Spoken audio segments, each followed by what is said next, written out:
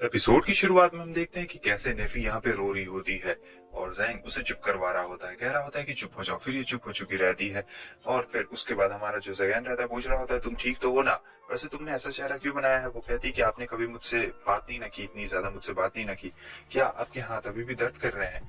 तब जगैन अपनी पट्टियां हटाता है और देख रहा होता है कि उसके हाथ बिल्कुल हील हो चुके हैं, मतलब पहले से एकदम ठीक हो गए हैं। आपको याद ही होगा कि पिछले एपिसोड में इसके हाथ में बहुत ही बुरी तरीके से चोट लगी थी, लेकिन अब इसके हाथ ठीक हो चुके रहते हैं। और वो कह रहा होता है कि सिर्फ तुम्हें टच करने से, ये तो हीलिंग पावर से भी ज्यादा खतरनाक मैजिक है, मतलब हील बहुत जल्दी हो गया, सिर्फ टच करने से ही हील हो गया, तो सचमुच कमाल की बात है। तो उसे शुक्रिया कहता है और देख रहा होता है कि आखिर ये ऐसे देख क्यों रही है। तब वो पूछता है कि तुम मुझे ऐसे देख क्यों रही हो। नेफिलिया कहती है कि वो आपने कभी आज तक मुझे शुक्रिया नहीं ना कहा, इसीलिए मैं ऐसे देख रही हूँ। और जगैन सोच रहा होता है क्या क्या मैं इतना ज्यादा बुरा इंसान हूँ, मैंने आज तक इसे शुक्रिया तक नहीं कहा, मैं कितना ज्यादा बेकार इंसान हूँ। अब अगले सीन में हमें दिखाया जाता है कि ये सो रहा होता है, रात का टाइम हो चुका रहता है, लेकिन तभी वहाँ पे नेफी आ चुकी रहती है। नेफिलिया वहाँ पे खड़ी रहती है, नेफी नेफिलिया एक ही है। तो वो कहता है कि क्या हुआ। तो वो कहती है कि मास्टर, क्या आप मेरे साथ सोना पसंद करेंगे एक ही बेड पे। तो वो एकदम शर्मा चुका रहता है और कह रहा होता है कि आखिर वो क्या कहने की कोशिश कर रही है, कहीं ये वही चीज तो कहने की कोशिश नहीं ना कर रही है जो मैं बिल्कुल सोच रहा हूँ, क्योंकि मैं एक लड़का हूँ और ये एक लड़की है। ओह वो फिर ये अपने मन में बहुत कुछ ही इमेजिन कर लेता है। उसके बाद वो नेफिलिया से कह रहा होता है कि आखिर तुम ऐसा क्यों कह रही हो। नेफिलिया बोलती है क्योंकि हमारे पूरे किंगडम में सिर्फ एक ही बेड है और आप ऐसे कुर्सी पे सोइएगा तो आपकी पीठ दर्द कर देगी, इसीलिए मैं कहना चाहती हूँ कि आप चलिए आप बेड पे सो जाइए मेरे साथ में। लेकिन वो कहता है कि तुम्हारा बहुत बहुत शुक्रिया मेरे बारे में सोचने के लिए, लेकिन मुझे इसकी जरूरत नहीं है। लेकिन मन ही मन में लड्डू फूट रहा होता है, सोच रहा होता है कि वो बहुत ही ज्यादा मजा आ जाएगा, लेकिन मैं क्या करूं, मैं ऐसा बिल्कुल भी नहीं कर सकता हूँ। मगर वो कह रही होती कि नहीं, आपको चलना पड़ेगा, मतलब एकदम जबरदस्ती करने लगती है। और फिर कहती है कि ठीक है, अगर आप नहीं चलेगा तो आप यहाँ पे मेरी गोद में सो सकते हैं, इसे पीलो की तरह इस्तेमाल करिए।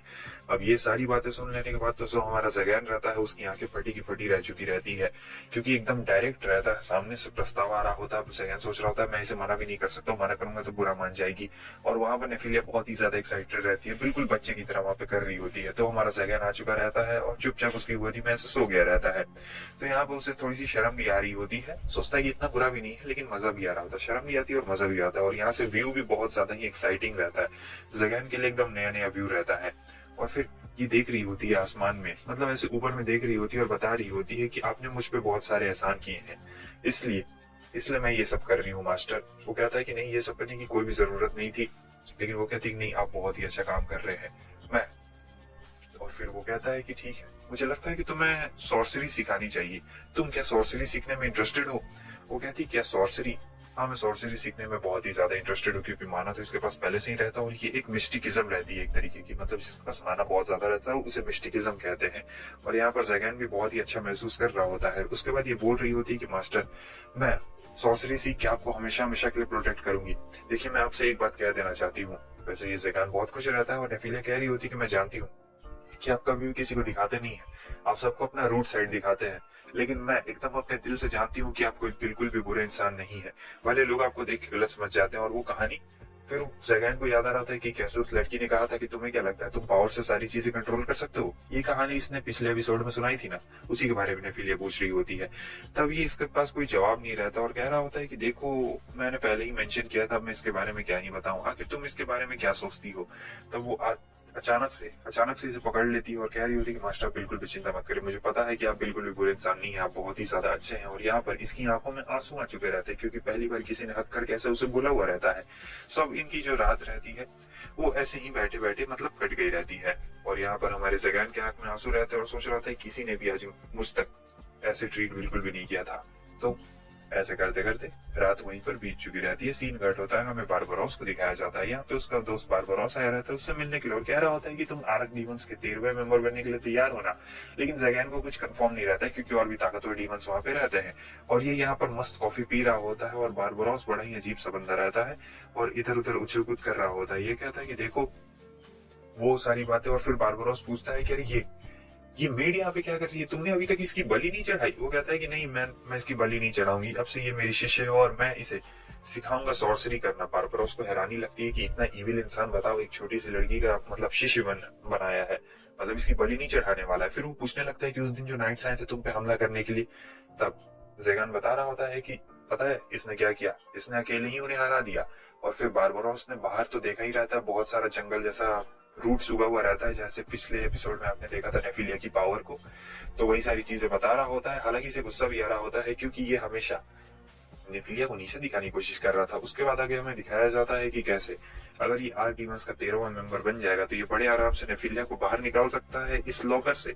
और बारबरोस बता भी रहा होता है कि वो आराम से बन सकता है क्योंकि पहले से ही बहुत सारी चीजें इसने सीखी हुई रहती है मैजिक में, मगर ज़ेगान को अच्छे से पता रहता है कि और भी बहुत सारे मेंबर्स है वहां पर, और इसने तो सॉर्सरी लगभग कुछ 10 सालों से सीखी हुई है, लेकिन वहां ऊपर में और जो मेंबर्स है उन्होंने 100 साल से भी ज्यादा सॉर्सरी सीखी हुई है, तो कोई चांस ही नहीं बनता है।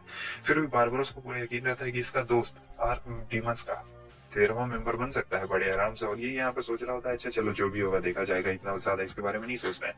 उसके बाद बारबरोस उठता है और तुरंत ही वहां से चला जाता है। ज़ेगान कहता है पता नहीं ये यहाँ पे आता ही क्यों है जब इतनी जल्दी चला जाता है। तब यहाँ पे नेफिलिया जो रहती कह रही होती है कि वो तो आपका फ्रेंड है ना। कहता है कि देखो दोस्त नहीं है वो मेरा, ऐसे ही बस दुश्मन है। वो कहती है लेकिन आप लोग तो बड़ा टाइम एंजॉय करते हैं बड़े मस्त में। फिर वो सोच रहा होता है कि ये बंदा, क्या मैं सचमुच उसका दोस्त हूँ? क्या मैं सचमुच जैसे बेकार बंदे के साथ टाइम स्पेंड करना अच्छा लगता है मुझे? छोड़ो इस बात को छोड़ो, और अब ये लोग आगे निकल चुके रहते हैं क्योंकि इसे नेफिलिया को सिखाना रहता है सॉर्सरी।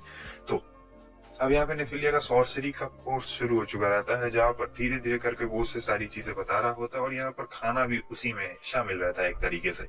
तो जो ज़ेगान रहता है उसे खाने के लिए तो फ्री में बहुत सारी मस्त चीजें मिल चुकी रहती है, और सॉर्सरी के बारे में उसे अभी वो बता रहा होता है। और फिर अगले दिन हमें दिखाया जाता है कि इसे अपने पावर पे कंट्रोल करना सिखा रहा होता है। हालांकि इसको पावर पे कंट्रोल करना मुश्किल होता है क्योंकि ये एक मिस्टिकिज्म है, यानी पावर बहुत ज्यादा रहती है इसके पास, इसलिए पावर थोड़ा कंट्रोल करना बहुत ज्यादा मुश्किल पड़ चुका रहता है। लेकिन फिर भी कहता है कोई बात नहीं है, कोई बात नहीं है। अगले सीन में हमें दिखाया जाता है कि कैसे यहाँ पर कोई आता है, मतलब कोई संदेश लेके यहाँ पर आया हुआ रहता है, और ये एक बहुत ही बड़ा पंछी रहता है।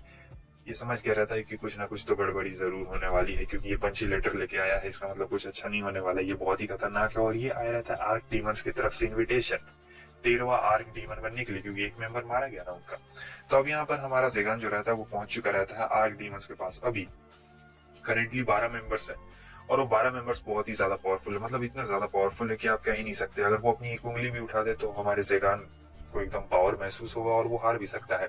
हालांकि जो करेंटली मेंबर्स रहते हैं वो कह रहे होते हैं तुम सबसे यंग हो जो चूज किए गए हो, तो तुम्हारा यहाँ पर बहुत बहुत स्वागत है। लेकिन ये सोच रहा होता है कि कुछ ना कुछ तो गड़बड़ जरूर है, मुझे थोड़ा सा संभल के रहना पड़ेगा। लेकिन वो जो आर्क डीमंस कह रहे होते हैं, ये कहता है क्या तुम मुझे ऐसे ही बकबक करने के लिए यहाँ पर बुलाए हो, बताओ काम क्या है? और आर्क डीमंस कह रहे होते हैं कि ये चीज तुम्हारा बढ़िया है, तुम्हारा ये जो एटीट्यूड है बहुत ही ज्यादा बढ़िया। और फिर वो लोग उसे एक टैटू दिखाते जो कि हर आर्क डीमंस के पास रहता है। असल में इस टैटू की जो पावर रहती है बहुत ही ज्यादा खतरनाक रहती है, और ज़ेगान को पता लग गया रहता है कि ये टैटू कोई नॉर्मल टैटू बिल्कुल भी नहीं है।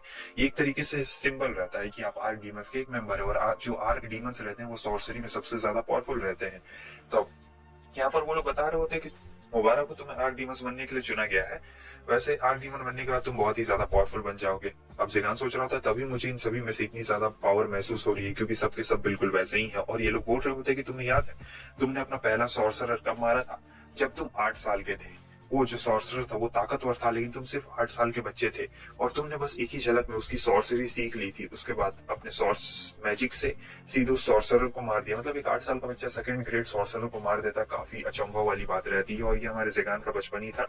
तो ज़ेगान पहले से तो बहुत ज्यादा पावरफुल बन चुका रहता है, और ये लोग कह रहे होते हैं कि तुम बहुत ज्यादा इविल बन सकते हो, समझे? तुम हिस्ट्री के सबसे ताकतवर सॉर्सरर भी बन सकते हो, क्योंकि तुम बहुत आराम से सीख लेते हो।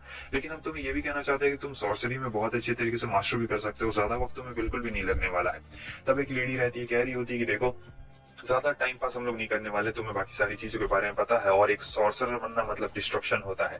लेकिन उसे नेफिलिया की चिंता हो रही होती है, क्योंकि आगे का रास्ता बहुत खतरनाक रहता है, और वो नेफिलिया को इन सभी चीजों में नहीं घसीटना चाहता था, बिल्कुल भी नहीं घसीटना चाहता था।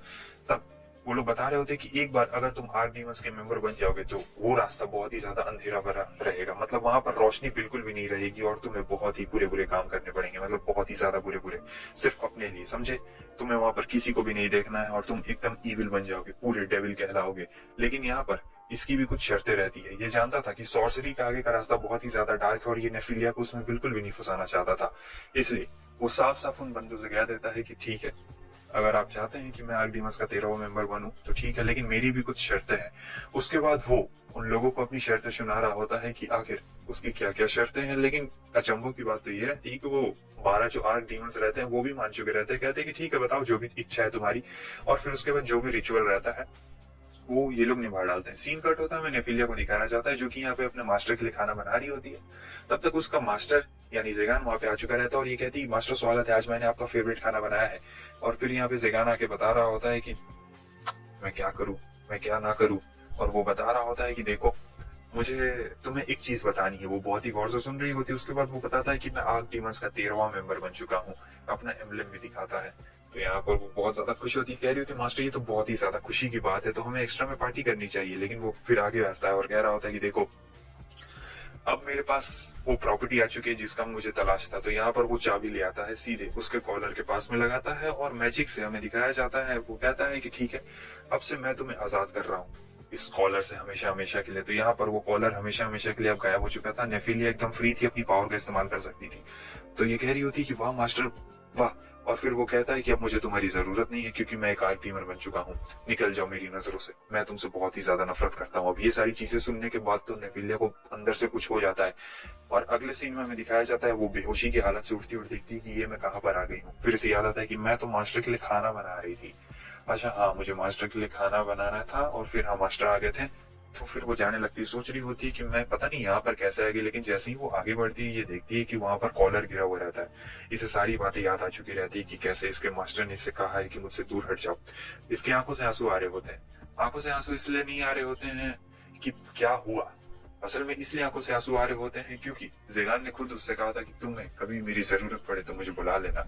और अब ये सारी चीजें उल्टी हो चुकी है। सो बस दोस्तों इसी के साथ ये एपिसोड खत्म हो चुका है। लेकिन एपिसोड ने बहुत ही गजब का यूटर्न ले लिया। अब इसके आगे क्या होने वाला है, बहुत ही ज्यादा एक्साइटिंग होने वाला है। लेकिन इससे पहले मैंने जो जो एनिमे किए हैं, मतलब सब तो ऑनगोइंग ही चल रहा है, तुम लोग उसे भी जाके क्यों नहीं देखते हो।